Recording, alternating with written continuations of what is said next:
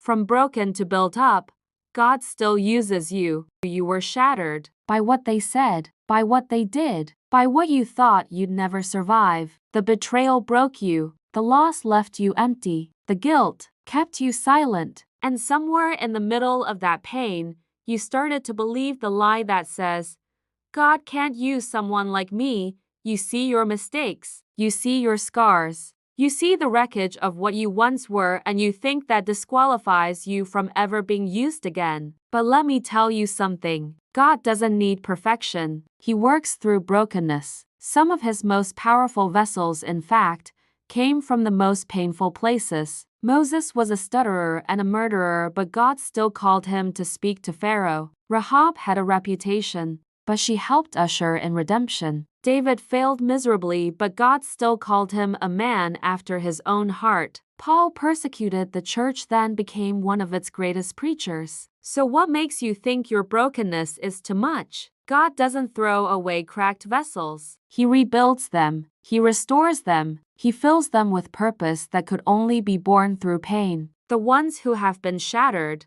because know how to carry compassion. The ones who've been bruised know how to walk with mercy. The ones who've been humbled know how to lead with grace. You might be broken, but you are not beyond use. You're being built up, layer by layer, brick by brick, by the hands of a God who makes beauty from ashes. He's not looking for people who have it all together. He's looking for people who are willing to be put back together by him. So stop hiding your hurt. Stop disqualifying your calling. Stop believing that your past makes you unusable. God still chooses the unlikely. He still redeems the unworthy. And he still uses the broken. Because when people see your scars, they'll also see his healing. When they hear your story, they'll hear his glory. From broken to built up. Not because of who you are, but because of who he is. And if you're still breathing, you're still called. God's not finished. And you're not too far gone. You're just in the middle of the rebuilding. And what's coming next is worth every broken piece.